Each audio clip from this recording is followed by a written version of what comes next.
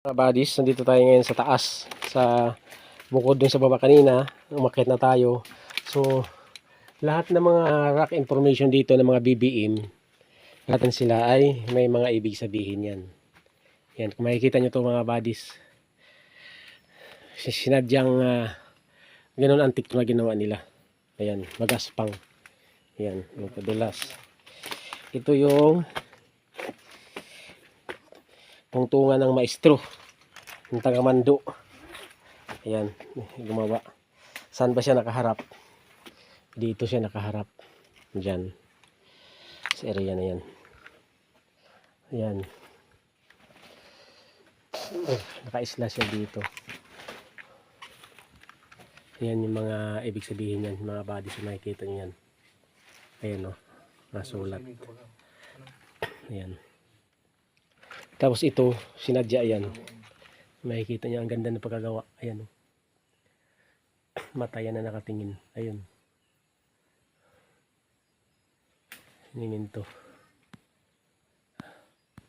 So yan yung naka-X, naka-cross na mayroon siyang dot. Ayan. Tapos yun naman yung malapad na tabla na mayroon siyang mga kamay-kamay ng mga bata. Yung parang suntok-suntok. Ayan. So anong hulugan yan? Deposit yan na mababaw. Na quick deposit. Andito sa area na to. So dito tayo magsimula magkumpas sa number 10. Ayan. Ayan kung makikita nyo. Ang X niya ay mayroon dot na ito. Oh. Ayan mga buddies. Dot yan ha. Ayan o. Ayan o. Ayan. Pero ang kanyang position sa dot ay pailalim. Pailalim yan. Ang position niya sa dot.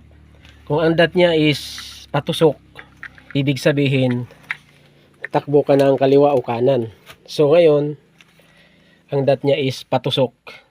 Ayan, yung kanyang alignment ay patusok. Hindi siya ano katulad niyan, isang dot na to, nakatusok. Pero ito ay patusok. Makikita niyo yan, no? Patusok yan. Tapos may number 10. Sa salitang Hapon ng X ay number 10. So ang number 10, 10 meters saka 10 feet. So dito sa area na to, mayroon ditong deposito na kailangan natin tanggalin ng malaking bato. Ayan. Ayan yung mga coordinate niya. Mayroon hole. Ayan o. Ang kurlak na hole. Ayan yung letter B na nakaturo. Tapos ito. Tapos yung mata doon sa taas na nakatingin. Ayun o. Ayan, nakatingin dito sa baba. Andito. Ito kasama to. Itong area na to dapat ito matanggal. Pero mayroon siyang trap. So ang malapad na bato doon na sinasabi niya na kailangan tanggalin. Ayun, yung coordinate doon. Ito yun. So dito kasama yan, maghukay ka ng 10 meters o 10 feet. So makakuha na natin yung deposito. Ito na number 10 na yan. Ayan. Ayan mga buddies ha, i-compass natin yan. Ayan. So makikita natin is code 5 na siya ang kanyang centering. Azimuth siya sa water element. Azimuth siya sa fire element. Sa water element. Tapos naman naka 90 degrees naman siya sa metal element. Okay mga buddies. So ito ang area na to ay mayroon deposit. Ayan o. Makikita nyo yan. Yung lock niya o. Ayan. Hinislice na yan dyan. Ibig sabihin tanggalin mo na yan. Putulin mo na yan dyan. Area na ito. Yung area na yan. Kasi may deposito. So kung dito ka magkukumpas, ayan, tatamaan nyo yan. 45 degrees yung malapad na bato. Ayun o. May mga kamay-kamay ng bata. Ayan. Sa southeast. Okay. Tapos ito naman ang pinakamalaking lock point. Lock point siya na nakapadir na siya dito. Tapos may anchor lock siya dito malaki. Laki na anchor lock nito. Oh, kasya yung kamao. Anchor lock. Kasya. Parang may dudukutin ka lang daw dyan. Yun, oh. Para tatanggalin to isang deposito. Ayan. So, ayan mga buddies. Yung kanilang ano. Silipin natin, pakita ko sa inyo yung ano, yung sinasabi ko na para mga suntok ng bata. Ito yan. Ayan. Ayan. Tapos may kanchi din siya. Ito, may papa nga dito. Ayan, oh. Yung paa siya. Tapos may kanchi dyan, oh. Yung paa. May kanchi. Ayan. Kasi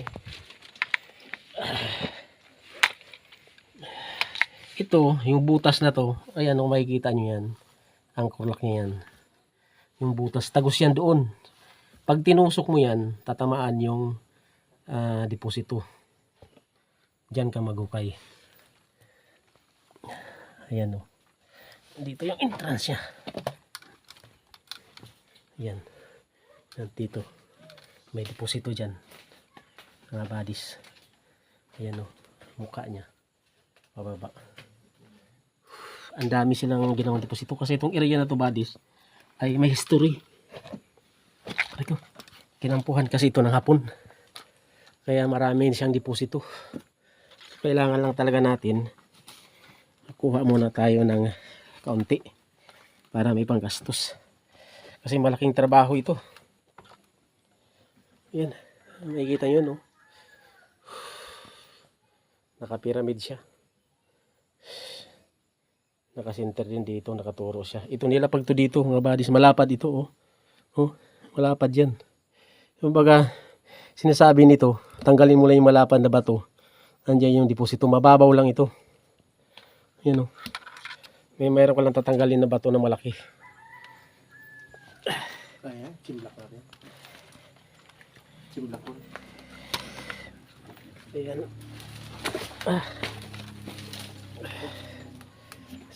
Ay, patali nga bro. Tali mo yung kabilang tali. Tali mo na lang. Para yun ako. So, ayan mga buddies. So, ayan, kung makikita nyo to. Ay bilog yan. Tapos bilog dito sa baba. Tatlo. Napunta doon. Papasok sa loob. Ayan. Ano sa tingin nyo dyan mga buddies? Tapos mayroon siyang opening. Ito, opening. Dito. May sinasabi siya dito na mayroon isang Buddha na binaon. Diyan banda sa taas. Mayroon sa isang Buddha. Ayan, nakaangat yan buddies ito. Nakaangat ito. Ayan. Para siya nakatayo na ano. Ayan, oh. May letter. Ano yan mga buddies? H. Tanaka yan. Marker. Ay, letter H. Ibig sabihin natatawa ka na yan. Natatawa ka na kasi halos makikita mo na yung deposito. Dahil mababaw lang. Ayan ang mga meaning na mag-giveaway. Letter H. Ayan. Kita nyo buddies? Letter H yan. Ayan. May 1 yard lang. Ayan, oh, may isla siya sa baba, 1 yard ang layo simula dyan. So kumpasin natin para malaman natin kung saan banda yung sinasabi niya na 1 yard.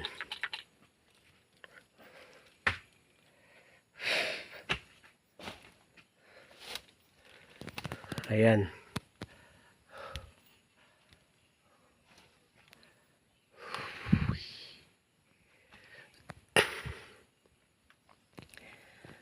Mga buddies, sa 1 yard niya. Napakagaling. Dinikit lang sa may bato. Hinukay lang. Ayan mga buddies. Kung makikita nyo yan, yun o. Na pababa siya. Ayan o. Kung makikita na parang simento, itinapal lang yan dyan. 1 yard yan mga buddies. Yan o, giveaway. Nakaturo yan dyan, naka-islas doon. Tatama yan doon sa isang islas na bato. Kung makikita niyan mga buddies, may ukit-ukit, mga sulat-sulat. Yan. Kasi nandyan yung quick deposit. Ayan mismo. Pwedeng tiltilin yan mga buddies. So ginaya lang yung anong tsura ng bato. Tama talaga. Ayan. So subukan natin mga buddies, patiltilan sa kanila. Walang mawawala basta sumusunod lang tayo sa mga secrecy na sinasabi. Ayun, may dot pa doon, oh. Ayan. So baka mamaya yung Buddha pala yung dinikit diyan. Ayan. So mamaya i-detect natin 'yan. Sa'yo may budang ano? May budang. Okay. Oh, yan mga buddies, oh. Nakaturo siya 1 yard. 1 yard lang 'yan. Naka-slash papunta roon. So, diyan. Naka-slash siya. Wala siya dito kasi dito babangga siya dito. Pak. Babangga siya. Wala siya dito. Kung dito naman, ito naman yung deposito niya. Ito. Ito nga yung mayroon quick deposit doon sa X ito. Itong bato na to kasama yan saka doon. Diyan sa area na yan yung deposito. Yan ang tatanggalin kaya mayroon siya anchor lock. Mababasagin to. Itong dot na ito, makikita nito, oh. Yan, oh. Nag-literacy siya na opening na maraming dot. Kung makikita niyo mga buddies. Yung bato doon sa taas, sa baba, hindi ko nakuhanan. Mayroon doon maraming dot. Ang coordinate niya ito. Yan. So, andito na. Itong malapad na to. Ito yun. Na may laman. Okay. Okay, baba. Okay tayo ulit. Sa pangalawang second stage na tayo. Pangatlo na naman tayo. Nakatay doon buddies. Sa taas. Ayan yung mga tropa. Ayan na maski hapon na. Dinala tayo dito kahit maraming lamok.